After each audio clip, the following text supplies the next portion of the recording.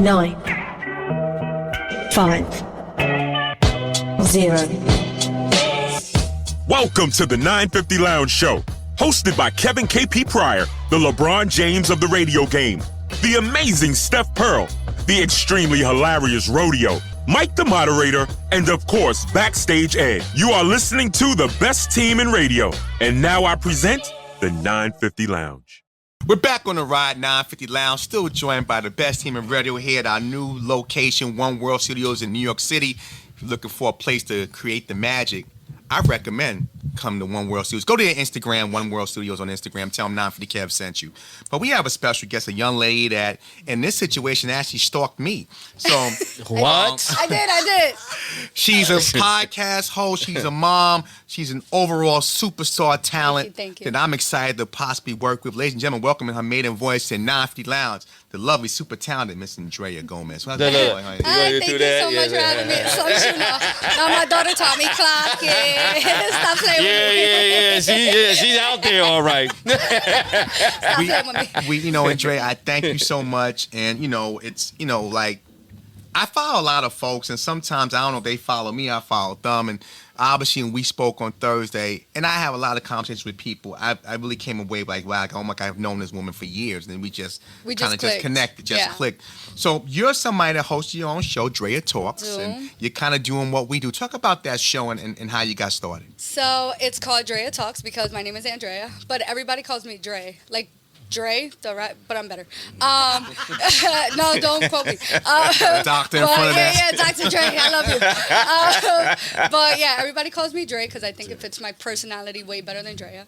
And so I started my podcast last March, and I took some time off after I started it because I think I just went all in, and I took the year to work on myself mentally, physically, spiritually, and then I started January, and I've been going.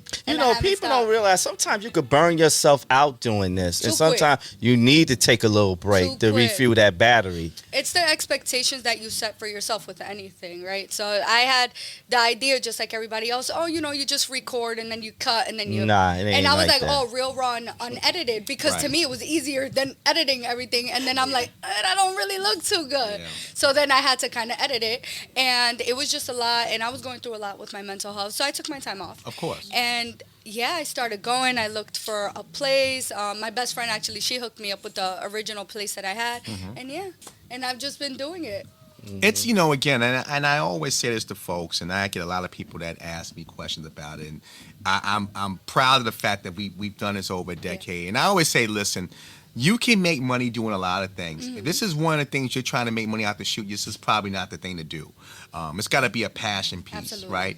Now, I really believe that the old saying goes, if you love what you do, you never work a day in your life. But with that being said, there's work. There's a lot of sleepless nights. There's more. This is the easy part, right? This is the easy part. Right. Me having a conversation with you and the team here in One World Studios, that's the easy part. The hard part is being up 3 a.m. and putting things together. The hard part is talking to this guy all time today on what shows we should use and how we should edit. That's the hard part. The hard part is trying to go after sponsors that are not trying to throw you in a box with somebody who has a Facebook page and a hot Instagram Absolutely. and they brought 10,000 followers and they're saying they're a podcast or a talk show. No, Those are the hard parts. So the easy part is the talking. So I commend you because Thank you. While with me, I have people I can bounce off really up until, recent, I'm putting myself in that hat, that it was just you. So you're wearing all the hats. Yeah, it was me for a while. So at first, I kind of did it like a video blog thing. Mm-hmm. It was like talk therapy, right? Like everybody needs to talk about what they're going through. I'm a big believer in God and in therapy. They both work. Yeah. So a lot of people are afraid to talk about real life stuff. Parenting, co-parenting, money, the world we live in today, that's not what I was living when my mom, when I was 14, my mom was rich to me. And now that I'm a mom, I'm like, babe, we can buy a bigger tub of ice cream instead of a small one for more. But, I want Haagen-Dazs. And I'm like, you're getting Breyers. Wait, they ain't going to knock Breyers. They got good money. Breyers, we love you. He just called me broke real quick. He just called me broke real fast. So I wanted to do like a talk therapy thing, and then when I stopped, I kind of stopped like abruptly. And a lot of people hit me up like, hey, when's your next episode coming out? Like, oh my God, you helped me so much. And oh, can I talk to you about something? And I've always been that person, but to know that people really looked at me in that light, I'm like, oh my God, this is what I have to do. So I told myself, you're really going to focus for the rest of the year, and that was 2025, and you're going to kick off 2026, but this time you can't stop. And a lot of people think that it's just, oh my God, people are helping. I'm like, no, I record, I edit, I move back and forth. My gear is in my car. Oh, so you was doing the editing and everything? I do everything. I do everything. Wow. I gotta say thank you because there are a lot of women out there that are suffering, and it helps so much by just being able to just discover parts of yourself when you're looking at other people. Absolutely. And they're trying to tell you their message and their experience, right? It's healing for you, but it's actually healing for the listener. No, it is. Women are put in this box where we have to do every single thing and wear every single hat. And it's exhausting. Yeah. Like, it's exhausting to put yourself at an expectation or hold yourself to these standards that were put for us. We didn't even put them on for ourselves. So I have to be mom and host and businesswoman, and I have to work, and I gotta look good, and I gotta, if I'm with somebody, I have to take care of them, and softball and all this stuff, and it's a lot. I am woman, hear me roar. See, ladies, I hope you heard that part. She said when she's with somebody, she's got to take care of them. And now we'll get to that in the question of the day. We did have this question. We'll get to the question of the day. Well, we wasn't there. No, we had a great conversation about You stalked him, real remember? life women. Yeah. Real life women, because the ideas that some women have that men are supposed to just do everything, that's a lie. Really? That's a lie. Absolutely. Yeah. Absolutely. You want to be taken care of, you got to take care of them too. Yeah. Steph, you agree with that? I mean, You going 1000%. Okay, I make sure you I change take the care of my man's man. diaper He takes if care of me. he had to wear a diaper or something? So the only butt that I'm wiping belongs to Skylar. But if I was married and I had a husband and I loved him, and I mean Right. really loved him, Right, yeah, and I passionate. needed to wipe his butt, absolutely. just get a bidets. You can get them on Amazon. I mean, he got the money. You buy me the bidet. Yo, we got one at home, just so you know. I do too. Mike, moderator, what about you? Not about the not bidets. Do you like bidets? Do I who? What? Do you like bidets? So I beg your pardon. I know what it is. What was your asking, Joe? Go ahead. Chime in, brother. Chime in. I mean, I gotta. By last statistics, there's something where between 3.7 and 4.2 million podcasts, with about 820,000 podcasts being non-existent or dormant for longer than a period of 6 months. Those are the last statistics that I had looked at. So the fact that you shoot, you edit, it's in the car, you ready to roll at a moment's notice, I absolutely commend you. Thank you. Looking at how many different ways people can burn out, right? A lot of people think it's just press record and go at it. And those are the same people who usually end up talking about the same things over and over. They stumble over themselves. It becomes monotonous. You get multiple co-hosts, all of a sudden there's at least 3 other people that think they the host, more hosts than you. And they usually don't want to put in the behind-the-scenes equity. They're not the ones on the phone talking to guests. They're not the ones trying to, feng shui things with whatever studio you're using and slide into spaces and what time frame works for you. So I commend you to have the wherewithal, not just to start it, but to stop. Get your mind right, as the urban colloquial goes, and then pick it back up and roll with it. Because a lot of people don't do that, and they burn themselves out, and they're left when they have no real plan. So the issue becomes, I have no plan. Trying to plan when you have no plan in the middle of an active plan is so difficult that it's, you know what I'm saying? And there isn't always a... Sounds like Tropical Thunder. I'm the man next to the man trying to be the man. I mean, it's difficult. And I mean, that applies in all aspects of entertainment, of life, of... The bottom line is I commend you for going at it the way that you have. I'm giving you a hug right now. Where's his flowers? Oh, that was Jill. Okay. She can pull one of them studs off her pants and give it to Right. me. Yeah. Hello, Dammy. Right behind. Just pluck one. You know what I'm saying? And throw it at him. We're talking to Andrea Gomez, again, host of Drea Talks. You can call her Dre, no doctor. Dre. But talk about the show a little bit, Drea Talk. Let's talk about that a little bit. What would people expect when they come on your show and listen to your show? What's some of the topics? And So I talked to a bunch of different people. So originally I'm from Patterson. I live up in P-Town. Yeah, period. Home of Tim Thomas. Home of everybody that's important to me. Lou Costello. Fetty Wap, welcome home. So I'm originally from Patterson, and I think the idea that people have of Patterson, kind of like, New York, the bad areas per se, right? They have this idea that Patterson is just all pain, all hurt. But you don't really know Patterson until you're from Patterson. Like, that's still my home. Like, watch your mouth. Right. That's still my home. Those are still the same streets that I walked on. That's still the same school that I went to. And no, it's not perfect. But name me a town that is. Ain't no place perfect. Absolutely. But the thing is that I think when you give something an idea, like if you say Patterson is bad, right? People are going to start believing that because you say it so much. Perception, yeah. Right? Yeah. So when you say Wayne or Franklin Lakes or, one of the whiter towns over in Jersey, you think, oh my God, money, because that's what people say. Right, yeah. Right? Patterson is not just pain. Patterson is family. Patterson is I've community. been in some rough spots in Wayne. Because years ago, when you I'm heard saying Patterson, if you on the border. yeah. Because years ago, you heard Patterson, you automatically thought it's minority. Oh, you live in Right. Patterson? Right. Or Brick City, Right. Newark. Don't drive your car. So yeah, perception is But that's definitely. the thing. Yeah. Like, you can't tell me that Montclair is amazing when if you hop to the next block, you're in Newark. Like that. Orange. Yeah, or the oranges. Like Town, you can't tell me that it just stops from one block to the next. Years it ago, doesn't. years- It just you just moved Exactly. the danger. You just moved the negativity somewhere else. Right. And Patterson is not just pain, and I'm gonna keep Yeah. saying that. It's called redlining in the Yeah. corporate structure, but you're bringing a positive. Like we talked on the phone, you're bringing a positive image to your where you're from. You're raising a tremendous little girl. Since we now follow each other, I see Thank with you. the pictures. She does everything. Yeah, she again. That's saying something as Takes a mom, after her mama.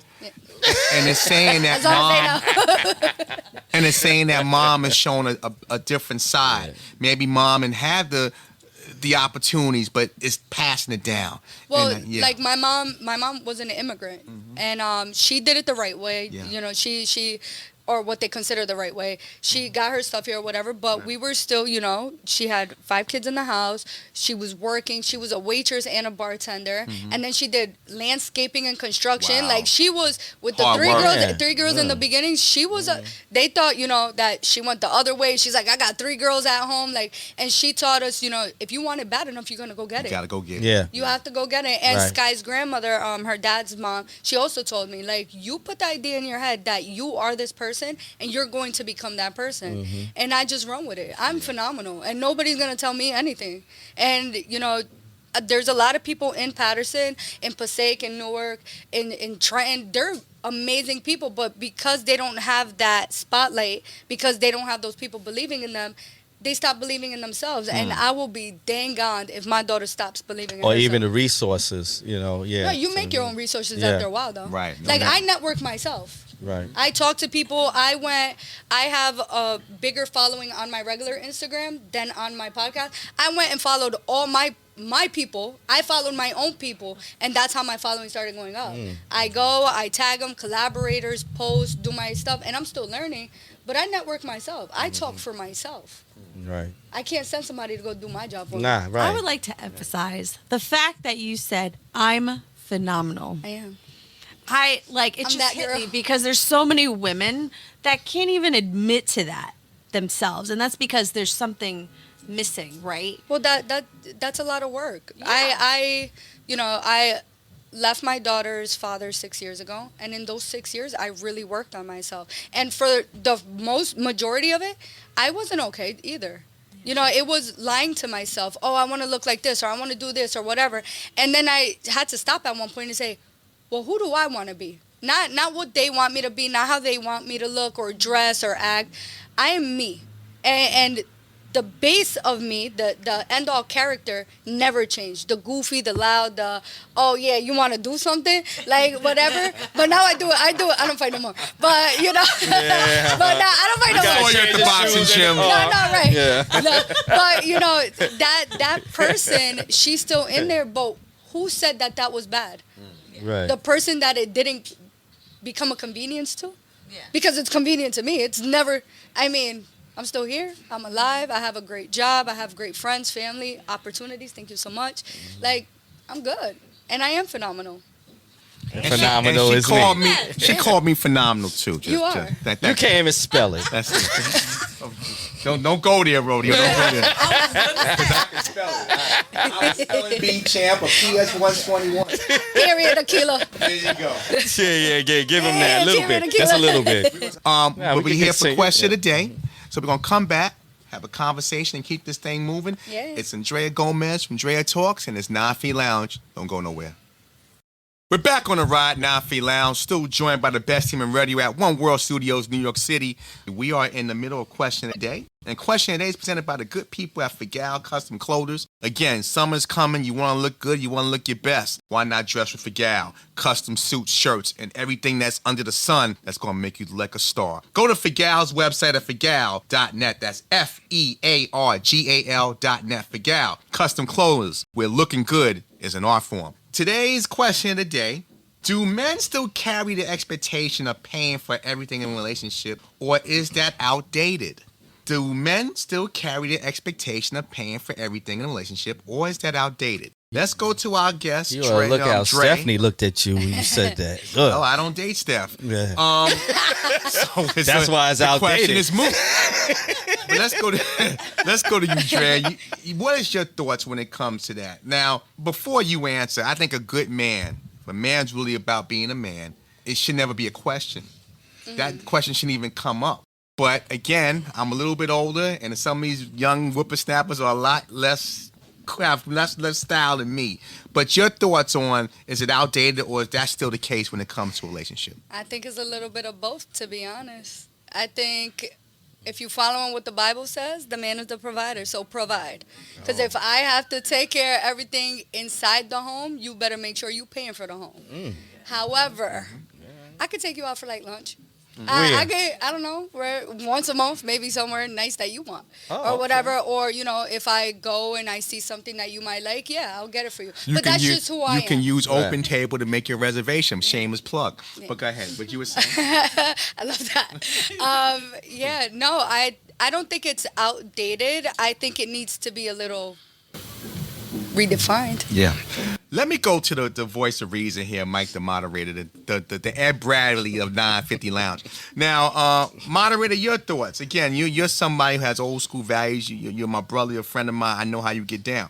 But is it outdated, though? Is it a situation now where we come to a point where women are, educated? Women are, most women, you would know these numbers better than me, are getting better jobs and careers. Is that an outdated format, or is that still the case? If I'm the man, it's my job to provide, as Andrea said, as the good book says as well. Your thoughts? I think that the gist of this issue is because no one fully comprehends, no one is taking the time to. People have ran from the opportunity of learning the true definition of a provider. Period. Whether it's from the biblical aspect, which is truly the grassroots of it all, right, is provision. Ladies and fellas, listen closely. If you equate provision in a relationship, an interaction, or anything else that's borderline substantive, we're not talking about I met you Thursday at 9 and what am I providing by Friday morning at 3 a.m. That's not what we're talking about. We're talking about true provision. If you equate that only to finances, you've totally missed the point. And since this is a consistent argument we have amongst communities, it's not just African-American community, it's not just Latino community, it's not just Asian community, right? It's communities, new aged individuals, gen, whatever we're up to. Provision is not solely about money, because there are so many kept women who are extremely unhappy. So if it was all about money as a provider, then you would be totally ecstatic. Turn my hat. But back if you out. got married women in your inbox, in your DM, pulling on your coat sleeve, asking for your business card, but you don't even know if I got a job, then you have misconstrued. Have I been telling you that story what about provision? me? Man, listen, I got my own story. Unfortunately, we got kids in the room, right? So we not going there, brother. right? Go ahead, Mike. Finish. Right. So when I look at it, I say that if you equate, well, you need to pay all the bills. Then if you're a man, you're supposed to provide. Okay, I could pay all the bills. But if you're profoundly unhappy, disenfranchised, don't want to be here anymore, regardless to the fact that the light bill is covered for the next 9 months, then I am not truly providing. Being a true provider means that everything in your life is accounted for by me in some facet to where you can be the best version of you, because provision allows you to not have to worry about things that make your life muddy. And if I'm not unmuddying your life, regardless to what bills I may pay, what car you may drive, or what shoes you have on your feet, then I'm not a provider. So the minute we get past that, the minute the small-minded, minute, social media-driven individuals come to realize that it don't matter if I take you to Steak and Shake, Shake and Take, or Rodeo stole somebody's sandwich on the train, any of those three in any combination, Baloney. it doesn't matter where we eat at. If you get up and leave unhappy, you arrived unhappy, food don't taste good. For women, you know what? If I'm stressing you, if I haven't provided you peace will allow fish sticks to taste like a sirloin steak. Do you agree with that, Dre? Absolutely. Please. Absolutely. Elaborate. Yes. Absolutely. Hey. I think you're right. The idea of being a provider is not just monetary, but in the sense that was asked. Yeah, Right, no. right. If it's monetary based, a man by far makes more money than women, right? That's why women go crazy about the, pay me more. Honest to God, and I've said this before, don't pay me more. I'm not getting on no building, scraping nothing. Pay me what I'm worth. That's what I want. That's where the equalness comes from, right? But as far as men, if a woman is unhappy, the money is fun in the beginning, right? But if a woman is eventually unhappy, the money had nothing to do with it in the beginning. Money had nothing to do with it in the beginning, because I've been with people that I've had to pick up for a first date, and they made me super happy until they didn't. And it had nothing to do with money. It's just the person who they are, right? And you're right. The idea on Instagram that everybody has, like, oh, my God, I need these giant rocks and this, that buys you nothing but wasted time. I agree with you, because just looking back on my own personal experience, I've recognized that it isn't about money, and that's never been my main focus. But Money's still important. money is still important, I would say, to a certain extent, but it's a matter of nurture, right? Women need to be cared for. We need to feel understood. We need that intimacy from a man. Absolutely. And the intimacy to feel safe. And if we don't feel that, then that But is men need when that men... Absolutely. But men need it too. And I think agree. the idea of providing, like, and I reference my one cousin a lot. He provides monetarily and emotionally. And physically and spiritually. And that's why my best friend, my cousin-in-law, she is just like, he's that person for her. And I know it's possible because I've seen it. I've seen that it is an actual thing that can happen. And she makes him feel safe too. She provides for him in ways that, like you said, money can't provide, right? And he might be taking care of the bigger things, but he does feel safe. He does feel peace when he comes home. He does feel that feeling of being wanted. Men know if you're going to use them for money or not. Exactly. They know. They know if they're, if they're getting, Play. Look at Tony over there shaking It's her true. head. No, it's true. And, Play. Tricked. Yeah, and I have a lot of male friends that's like, you know what, like, and I literally just had this poll on Instagram, like, do men categorize women when they meet them, friend, fornicate, or forever? Yes, we do. Absolutely. 100%. Absolutely. And I'm scared to even answer that question. No, listen, Yes. and you know what though? But I know that because I've been categorized. I've literally, and they're like, nope, you're either too good or you're too bad. And I've had the conversations, and I asked because I got curious. And I go to my boxing class. It's Now Fitness in Woodland Park. Go. My friend Rocky, who's the owner there, I had a conversation with him, and we spoke for hours about it. And he put me on game, and he's like, yeah, we do. He's like, you can have a conversation with someone, and you can tell, is this person I'm willing to provide for? Is this person I'm willing to just, have a good time with or whatever? And it made me realize, do I need to put men But first? also, before you go, also, and that is true, but 'Cause I also don't. you can outgrow your box. Sometimes the perception, we all judge something we see it, right? I don't care if it's business, you walk into a job interview, they look at you for 5 seconds and say, this person can do Absolutely. the job. It's same in relationships, but you can outgrow that box. Now, it's been times in my life where I have summed up somebody and I felt like this is what it is, and then I realized it wasn't that. So before you answer that question and pass the rodeo, we can outgrow the box. I think that's what makes people unique, because I think, again, if you stay in that box and there's no growth, you might meet a woman and she might be something like, yeah, I don't know where this is really going, but then you find out something about her personality, her energy. She makes you get the nerves when she's not around, the butterflies and all those type of things, and that's when you say, wow, this woman is special to me, and she's outgrown that box. It's not just about the physical or what she can do for me, it's what I can do for her. Right. Well, so I was watching. So my question originally came from because I was watching another podcast. I told you, like, I'll watch a bunch of podcasts. I'm always you got trying a to new learn. favorite after Andrea talks. Absolutely, Got a new favorite. But go ahead. absolutely. So I was watching the podcast, and then that question came on, and then I started thinking about it.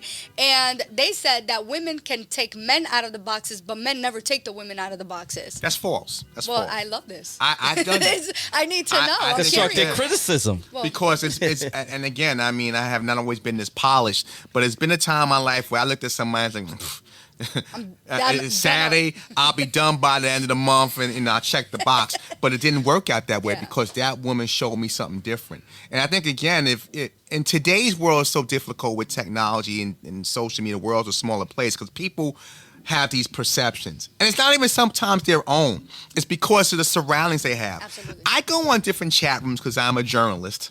And I go on different chat rooms just to hear what people are saying. What's the mood out here? I won't mention the website or the app, but you hear people talk these conversations, and it's almost like people feel like they have to act a certain way because that's what society thinks of them. Threads. And Yeah. that's the sad part about it. Be unique to yourself. So, and if a man, why can't a man jump out of a box with somebody that he meets and learn more about them? That's because perception has told you that we can't do that. We have a brain. Well, you Go ahead. ever heard? I heard somebody one time we had on the show said a crackhead tried to holler at her. The thing is that a lot of times, as men, Who was that? That was Don't that even was the mention it. host. Don't mention it. You know, Don't mention it. but that's the thing, because I hate when I hear people say, "Oh, she out of your league," or you can't get her. It's not even about trying to get somebody or impress them. If your mouth is your strongest tool, if you got can that from engage me. in but Gotta have the but gift if of you gab. can engage in conversation, and you could get somebody to envision what you saying, and what you by saying and seeing, then basically that person don't care how much money you have. They don't care what's going on, what's around. Y'all just focus on each other. That's the thing about communicating with somebody. First of all, if you could get in focus with somebody, then you could go anywhere from that. Well, that's the thing. The first 3 minutes of a conversation will change everything, right? With anybody, right? I could have been on the phone with you, and you could have been like, "Nope, this is dead. I don't even know why I invited this girl." And it's stuff like that, right? Like I tell people all the time, grateful for me that I have a bigger mouth, because I have the gift of gab. I can literally sell water to a well, and I can. But it's also because in the industry that we were in, you have to learn how to be like that. And it's not really telling people what they want to hear. It's just saying what you want to say with a little bit of charisma. Do you think sometimes, because you're an attractive woman, I know you out and about in I hate places, Don't let the podcast fool you. I don't date. Oh, But you think sometimes because of how aggressive you are, you may intimidate some men? Absolutely. I hear it all the time. You're intimidating. And I'm like my girls will be like, change your face. And I'm like, this is my regular face. Like, should I do my eyebrows in a different shape? Like, or whatever. But you know what it is? I think that the men that are approaching me that say that that I'm intimidating are weak. Yeah, I agree. Yeah, Very much because so. I've had men come up to me and they're like, me and you next Saturday. And I'm like, okay. Because it's that thing. You can tell when a man is a man. Like, and I can't really give you a definition of what a man is. That's why we was on the phone for over an hour, because she knew who she was talking to. Right. I can't I'm give glad you you laughed, because ain't none of us laugh on that one. Oh, because I was supposed to cry. She did this like... I was supposed to cry. No. I think, everybody has their own standards and their own expectations when they're looking for a certain person, right? So the person that I envision being with in the future and giving myself to, they just give man. Like, I don't even know how to explain it to you. Like, you're just a man, you care. Like, when you see a pretty girl walking down the street, you're like, oh, she's pretty. But then you see the way she walks, the way she carries herself. She's a female now. You're like, wow, that is such a lady. Right. The way she carries herself, her mannerisms, the way she talks. She knows Same what thing a salad with men. fork is. Yeah. Right. But you know what you said earlier. The reason why women are kind of more aggressive, because they had to be. I think a lot of time a woman wants to be a woman, but because of what's going on in society, she has to be aggressive. You mean her single, family, like energy? like if you're a single parent, you the provider, you do everything. Absolutely. So you It's can't trauma. sometimes. I can let my guard down sometimes, but I have to maintain it because I have to be aggressive to go out here and provide. I think we can kind of tell though I can tell what a guy wants off the conversation. Like, at a certain age, when we're in our 20s, okay, but like after 30, you kind of start realizing what a man wants from you, and the way he talks to you and the way he just, and certain things I'm just like, are you done? Like, and you kind of learn experiences. Right. Well, Andrea, I think we gonna lit the match for something with you. So this ain't gonna be your last time here. But I can't thank you enough. Thank you. It's a beautiful thing to meet your beautiful daughter. Thank you. And You said something. She dropped the phone. Because she knows it's true. It matters when people bring their kids and family, because we take pride in that, because again, it's a safe space. I'm a mom first. And it's always what it's yes, about. yeah. Again, where can we reach out to you? Listen to Drea's talks. Give us that information. Yes. So you guys can find me on Instagram. It's Drea.talks. That's DREA .talks with an S. And then on YouTube, it's Drea Talks, but with 2 S's. And my regular Instagram is Andrea, ANDREA G_XX. What the XX mean? None of your business. It's cute. It's a family program. And No, that's AAA. And maybe you might see me eventually on Drea's talks. Yeah, I don't he's know. coming on, guys. You He's want to be on coming the double X one or the? No. No, we're not doing that. And you might see Andrea on some 950 content. Yes. But thank you so much for coming. We Thank appreciate you for having me, guys. I appreciate Continue it so blessing much. success. We'll take a quick break. We'll keep this thing moving. Best team in radio. Where else you want to be? We're back on the Ride 950 Lounge, still joined by the best team in radio, and we got the dynamic duo brothers. They're not just guests; they family to this thing. It's I guess now almost 10 years. They've been coming back and forth. Well, I'm trying to. I don't want people counting my numbers, because that means that I'm showing my age. And them brothers too. Ladies and gentlemen, they did the checklist. Blew out shows all through New York, New Jersey, down south, and now they got a film out called Brain Fest. They're making it happen. They're brothers as well. Wally Burgos, Khalid Burgos, welcome to the show, fellas. Welcome back, man. Thanks for having me. No doubt. And Wally, I got yes, sir. You are home, and I got to thank you, Wally, because I reached out to you last minute. And true, style and professionalism, like, hey, I'll be there, and I really appreciate that. No doubt. I told you we had another one to do today too. I just had to check the time. Once you said 3:30, I said, "Oh, no, we're gonna do it." Nah, no doubt. Yeah, 3:30, we in the barn by then. We're done.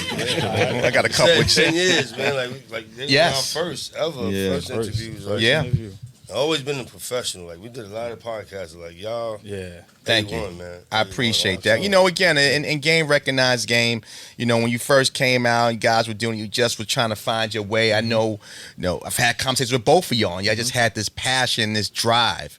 And what I really respect and appreciate it, because that's when we were like, peddling and scrap. Hey, Rodeo, you got another nickel? We can pay the studio. He still asks the same. Even now it's for other reasons now. It ain't a nickel now. It's dollars. But you guys have really grown, and now you have this phenomenal film called Brain Fest. Talk about it for a little bit. We went.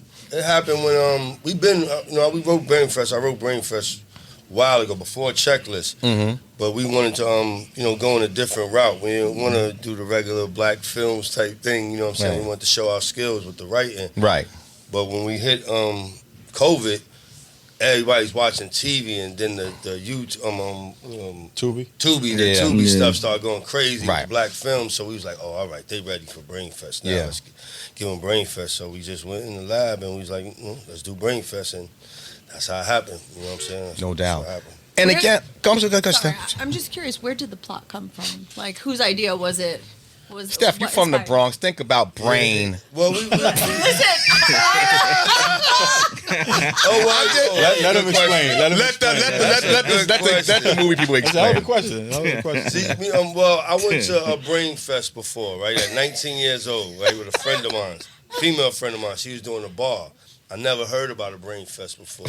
So it was all new to me. You got to have the passcode and all that to get in these places in Brownstone in Harlem. I'll never After hours. Yeah, and what I was amazed by that everybody had to pay to get in, even the dancers, even the girls that was performing. Because it's like it's a strip club, but it has rooms. Underground. Where you can take the girls to a room and, and I guess do what you, like I said, I was there with have great conversation. Kev been there before. You seem real familiar. But I've been to the Green Door in the Bronx. She was the bartender. And she made like over $1,200 that night, and I was like, "Wow, it's money in this." And I was like, "Damn!" The guys do the door; they get the money from the door, the bar, and the rooms. Yeah. And Brain Fest, we just added gambling too. You know what I'm saying? Mm-hmm. When I was there, they had the basketball games on for the guys. Like it was like a nigga heaven. It was a lounge, but after hours. Yeah. Like Sugar Ray, huh? From Harlem Nights, Sugar Ray, basically. I'm from the Bronx too, right? Originally, and let me tell you, that Bronx. I live the bartending lifestyle and whatnot. My girl, she still does after parties and stuff. Wow. I've been to a few, but never to the extent of what you guys are describing. I'm like, hold up. Good, I'm glad. And don't get it misconstrued. It's not the main. I was just getting ready to say that. That's the way me and my brother write. Like that Brain Fest is not even a movie, but we knew the name. Will grab people, and we go in there. But that's not the movie. Listen, y'all want to do a Brain Fest too? Yo, holla at me, man, because I'll be one of the owners of the place. I will put respect on that. Of course you would. And again, with this film here, you got such names as Darren Henson, accomplished actor.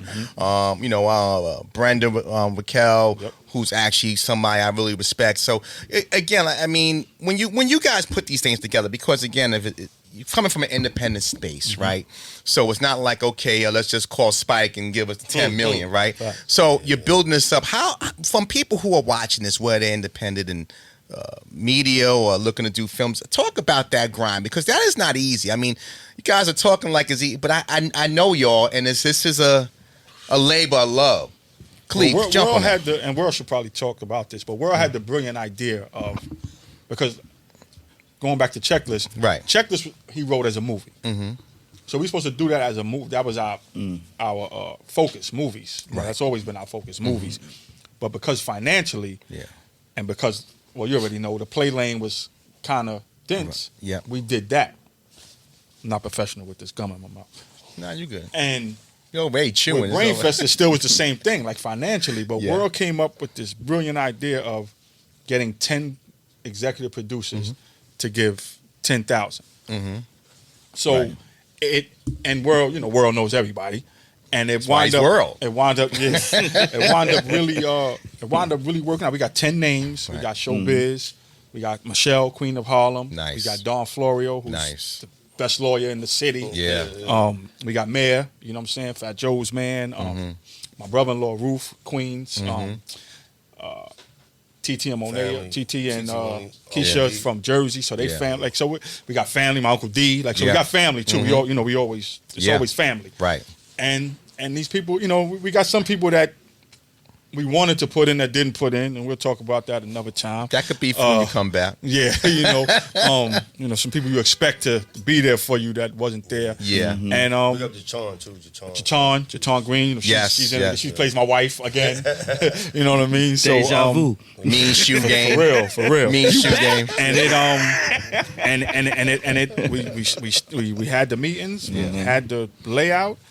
But just like with Checklist, we didn't know what we was doing. We didn't know what we was doing. K Boogie was really probably the salute to K Boogie. Shout out to Spanish Fly Media. Yes, he put the film crew together, man. And the biggest compliment that we get mostly, like when we show the reel or the trailer, before you even know what it is about, the clarity, it looks like a real movie, and that's big for us because that's half the battle. That's half the battle. Yeah. We didn't want it to look garbage. And that's the first thing. We got calls already for distribution just off. They don't even know what it's about. You know, the preview don't tell you everything. Right. But what y'all need? I'm ready to distribute it. Blah blah blah blah blah. And we did that. Took us longer because we went over budget. Obviously, we thought we knew how much it was going to cost. Darren, you know what I'm saying, wasn't really expected, but he read it. World had sent it to him. Right. He wasn't really a part of it, but we had met him through my niece Tyler. Right. She had a book signing. Her father and him is real cool. He came to the book signing. Him and World wound up chopping it up. Big shout to Gordy. Mr. Big shout to Gordy. Big shout to Warren. They both contributed. Both of them. And without even asking, just gave. And him and World chopped it up, World, being World, and World sent it to him. He read it right when we was putting it together. He called World and was like, "Yo, I want to be a part of it." But when y'all see the movie, we wanted him to play the my song part. My song plays the part that I wanted Darren to play. Uncle D. Because only because it only had like 4 parts, like 4 or 5. We wanted, we gotta get this big actor. We gotta use him and gotta get him one day and get him out in and out. One day we start knowing about the day. You pay an actor one he's day union by day. So he's like, that's the only reason, But my son does a fucking great job. But when I sent him the script, he was like, "No, I want to be the father." I was like, the father got a couple more days. I'm like, "Sure, you want to be the father?" But I was so impressed. I'm like, "All right, you're the father." No, like World said, he's super cool. He did Zoom meetings with us. Read, he didn't fly in all the time, but he read, But he was engaged. Super automatic. He really liked the product. He saw it. Right. He saw it like, yo, this is good. Again, Wally, Khalid, Burgos, the movie is Brainfest. Go check it out. I mean, the one thing about you guys that I've always appreciated is that you've taken people who maybe never thought about anything about being in plays or films and gave them lanes, right? Their biggest acting's probably on the phone, doing a skit for their mama in the living room. Yeah, baby, do that little dance you do, right? But you've actually made people into names and celebs, and I remember talking to a few of the actresses from the Checklist, and they was like, when they go out sometimes, they people like, "Oh, I know you," and I know that's probably a great feeling. Talk about, and I'll start with you, Wally, because I've seen you in director mode, and it's almost like watching Pat Riley a little bit. It's like it's a different situation. It's Nick Saban on a football field. But talk about director mode when you're working with people necessarily who don't know the rigors like a Darren Henson would, but you have to get the most out of them. Talk about that a little bit. Well, that's what we pride ourselves on, casting. It took us 300 people. We started off with one day we was doing in casting. We we sent it out, turned it into 3 days because we didn't see. It was 100 and some people every day too. And it took us forever to pick 30. You know what I'm saying? Yeah. We was like, some long days and nights, huh? Yeah, because we want people that want it. If you want it, we'll get you there. You know what I'm saying? And we're so proud of the 4 kids we got in this movie. I can't wait for the world to see them because it's like you said, y'all ain't seen them before. You know what I'm saying? We picked them. You know what I'm saying? Acted probably in little stuff, but nothing big. You know what I'm saying? One's an MC, Neek Bucks. Never act before, you know what I'm saying? Serious, like you come with us, you acting, you know what I'm saying? It's none of that. We got Kaya, baby, but you gonna act. We don't get actors or we don't let comedians come in like it looks like. I don't know, but like these movies, like especially a lot of these Tubi movies. A lot of them will give a comedian range to just like, just say what you want. You're right. We don't play that. Like, Right. You gotta go That's by. why I said you like Nick Saban. Gotta go by the script. It's funny you say that because speaking of that, we had some popular, I won't say their names, but we had some popular people come in that just didn't have it. Yeah. And they really thought they was just they because go they doing named, it. Yeah, we had right. literally names that could have helped the film, but couldn't act to save their lives. Right. And we wouldn't do it. And This we is- tried this is to your find a career. way for them and couldn't do it. You Yeah. know what I mean? So if you see whoever you see in the film, Ooh. they earned it. Because Yeah. World, another genius move about World. Yeah, what we did. We always would pick, because there was a lot of us and there was a lot of executives Of there. course. Everybody had their picks. So it was always like 2 or 3 for each role, but we would get it down to 2. And that third day was the battle. Yeah. Battle Like it yo, out, y'all you know both what I'm could be X. See, that's Who's the that's the artist in you, right? saying? Yeah. And it was genius because I'm telling you, when you watch the pushed them. movie, the people that got the 2 parts or 2 scenes or something, watch how much they stand out because they was up for the first part. You know what I'm saying? This is the person that was up, that was battling the guy that got the lead role. Right. So the one that lost, he got to be good because he's battling. So the movie's done so well because all our actors, everybody that we got coming in, they bring a lift. They keep it going. They keep it going. You know what I'm saying, on the acting tip. You know what I'm saying? So we're proud of that. Like, you know what I'm saying? That's what we want people to look at, the acting really and the storyline more than you got to get money to get the car scenes and the real blow up fighting scenes. So dialogue, like Quentin Tarantino type, Spike Lee, John Singleton type. We want to. We want to, grab the people to, and like I said, man, just seeing the 2, when we showed the cast and the crew and the executive, the way they was paying attention to it was scenes in the movie that we was talking that I didn't like. I'm like, I don't like, like the people. Man, they made me love this scene. I'm like, wow, I love this scene now because I saw the reactions. Like it worked. You know what I'm saying? That's the one, Darren and Can't Treat like You always hated that scene. I'm like, you wanted to take it out. Yeah, man. But I saw it work, and I saw they was, just like the play. Like I said, it just reminds me of the play, like where they was following the work. They following the script. They following the story. They in it. They in it. You know what I'm saying? Not too many people on their phones or something. Like, we got their attention, and that's important. You know what I'm saying, to grab their attention. But the movie was going to be 2 hours and 40 minutes, but we knew, like, wow, we had to cut it to 2 hours. Right. And we still mad about that. We still talking about scenes right now. We got to put that up. Well, y'all can you always have movies where they have the we already talking about that too. So when is the film premiere? May 9th. May 9th. May 9th and May 10th. 10th, too. And May we- 9th is actually sold out. Yeah, Right, yeah. okay. Both shows are sold out. So you guys are doing it at Inspiration Point. Inspirational 710 Point. Inspirational Point. Will it be able to? Will it go to Tubi or Prime? Yeah, we already asked us. Yeah. Right. We want to see how that already. Yeah. We got it in some of the film festivals. We want to see what happens. Gotcha. Yeah, what happens? Yeah. We don't want to say Tubi is a last resort, but we just want to see what happens. Yeah, we just the want to see what deals will happens. be better. Like, we showing what we can do on our own. I think they'll talk to us a little different, but we ready to, I want to say this, like, stream. we have watched y'all grown since day one. You have watched how we have Vice grown versa. day one. Yep. Well, now, when you sitting at home and you watch these award shows all of a sudden come on, do you see yourself saying another couple years? Yeah. We I got we gonna speeches be ready. sitting there. Yeah. You know what I'm saying? They gonna play the music with Khalid. I know what. You ain't get me off this thing. All of that. I know what movie. I got a movie that I know, like we call it our Oscar movie, like about my father, mental health. And, we had situations with my father with mental health. Yes. Being in Bellevue while we was kids. Right. And my pops was normal. And we would see people around him that was crazy, and we're like, "Oh, Pop, what's we didn't understand it." Right. But he would have mental breakdowns, and then just be normal, and we just didn't 10, 8, 9-year-old kids, we didn't understand it. Right. You know what I mean? So that whole it was a roller coaster for my mother. For us, I'm surprised we not. People say we are, but I don't feel like we're traumatized. But we're from the Bronx, so everybody got some type of trauma. Yeah, we all got a little trauma. But we're all doing well. Yeah. And our background, where I came from. Yes, sir. Matter of fact, in The Checklist and Brainfest, World wrote. Yeah. I got my little piece in Checklist, and in Brainfest, I came in because when World was writing, one of the jail, there's a section of jail, and World would call me and be like, "Yo, I want to do X, Y, Z." I'm like, "They don't do that." Right. And he'll call me and be like, "Yeah, do this." Right. And then it got to the point where he called me so much, he was like, "Yo, why don't you just write the jail scene?" Yeah. So I wrote the jail part.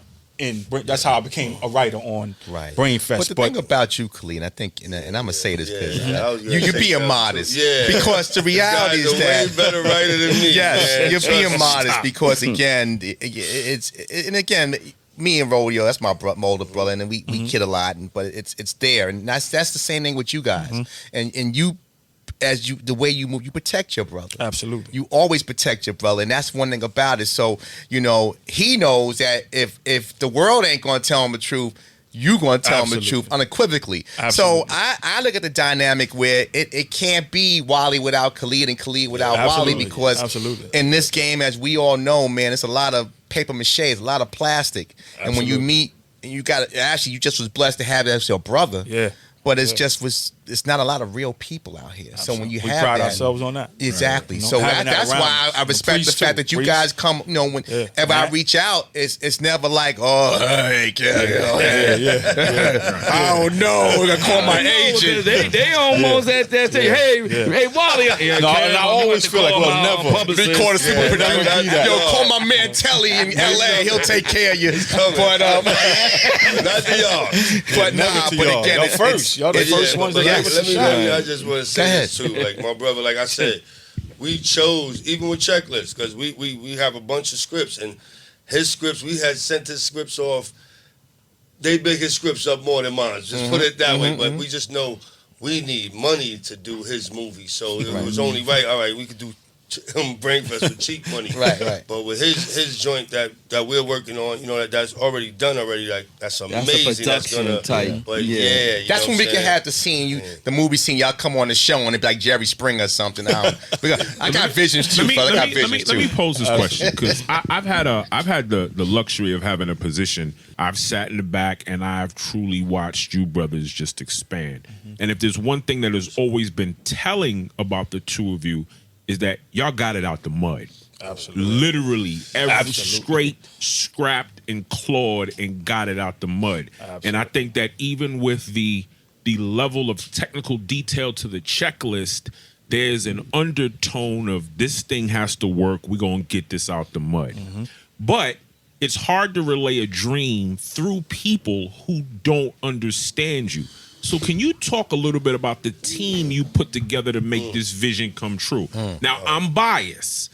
I know your I know your filmographer. Humblest, nicest, kindest guy ever. Absolutely. But got it out the mud.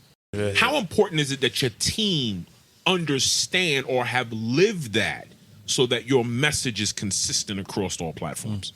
The foundation starts with family, you know what I'm saying? My little brother handles everything, you know what I'm saying? And he really puts the team together. Like, KB's been family since our other brother, AG. Like, he did videos with him. Right. Once we met KB, it's family right away. You feel real recognized, and his work ethic too, him and Ray.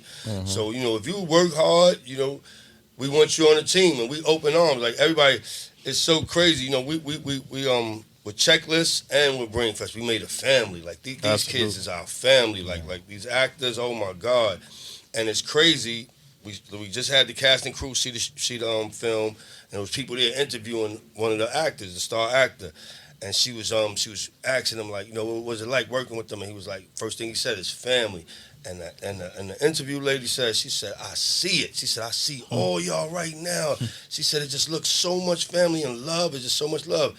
And that's what we concentrate on more too. So just working with us, you come into a family, and we bout our business. We serious. Like he said, I could get crazy. Everybody probably hate me. I need the my Nick brother Saban of filming. Yeah, the coworkers. You gotta let people know this is serious now. They know we passionate about it, and we love hard. You know what I'm saying? We got a slice of pizza, everybody eat. And they know that too.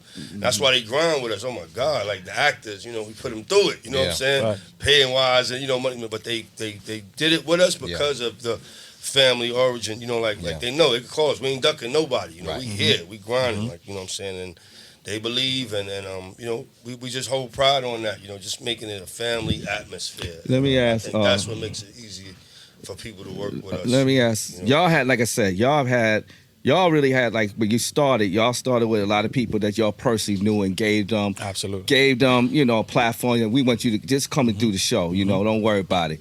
Now that y'all have grown, and some of these people that acted in your plays and doing a movie they went to do other things. Absolutely.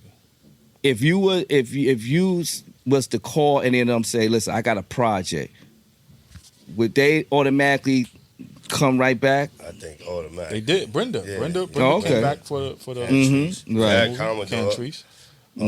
Yeah, I think all of them. Yeah, Chris. Chris came back. Yeah, but I think to play Papa Joe. And I think they respect. Boss Joe. They respect, just like we respect their work, and that's what we important too. Like, we just as dope as you. You know what I'm saying? So don't get it twisted. Game recognized game. We working too. So don't, you know, like you ain't going to not get bigger than us, but you gonna respect us. Because Chris is family. Chris did our video. That's you know, he did our video. He wasn't actually. Chris wasn't even in it. He kept asking, but he didn't come to auditions. I'm like, yo, bro. Yeah. 300 people came. Yeah, but what? Can't you audition? You see my movies? Only saw one, brother. Somebody back. Frank V, our little brother. He's in Boston, so he just couldn't make the rehearsals. And never made. He would do it on Zoom. And we just got to the point where he's like, you know what? I don't know. He called us or called whatever it was. Y'all made it work. It made it work. Yeah, and he murdered it. Jail scene, murdered it. Yeah. Murdered it. Like killed it. So, and that was last minute. Yeah. But he's so professional. Yeah, he's a Gave him the phenomenal script. actor. Yeah. He was on set. Like, Right. You want me to? I was like, no, do it like this. Just don't forget this part. Just make sure, because that was like my. Yeah. That was my scene. You know, Right. I know. Right. You're Scorsese there, like, no. Yeah, and it's fast. You can't get up. Put the peanut butter Can't get up from the table. sandwich. He wouldn't have told y'all like what part he was writing and all that stuff. Yeah. I guarantee you, when you see it, you wouldn't be able to tell like the writing difference. I be watching some of the scenes. I used to be watching. I'm like, I killed it right here. And I'm like, oh shit! Like, he wrote this part. I'm like, oh my god! But that's how dope he is, and it reminds me of myself because I didn't even know. Like, that's our slogan. Like, we won. Like, we won. We in I tune. bet you couldn't be able to so tell much like with where each the other. beat go off or something. Are y'all? Absolutely. Now this is over. Are y'all back? Y'all got I know y'all got something else y'all starting to write right now. Yeah, we 6 more. I was gonna say. Yeah, done. Yeah, TV show. Done. Really? I mean, it's been 10 years of trying to work the show. We getting the checklist back. Like, we still in. Checklist didn't blow up. Right. 13 sold out shows, but that was, like you said, Jersey and New York. Yep. You think about doing a checklist of movie? That could be next. Yeah. If we get a decent budget, but we don't Back have to to the be money crazy again. with it. We could do that because you saw checklist. It's not too many places. Ain't no action scenes and all. So we might. I know Khalil gonna be like, why don't you call 950 Lounge? I know what I'm saying.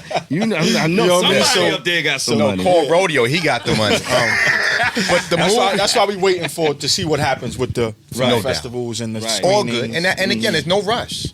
Time is of the essence. But again, I can't thank you guys enough, man, for coming. Continues blessings and success. You know how we get down. We always here for you. Yes. Wally Burgos, Khalid Burgos, the movie's Brain Fest. Thank you, fellas, again. Appreciate you coming on. Continue blessings and success. We're gonna keep this thing moving. The best team in radio. Now we're taking over streaming TV as we always do. Don't go nowhere.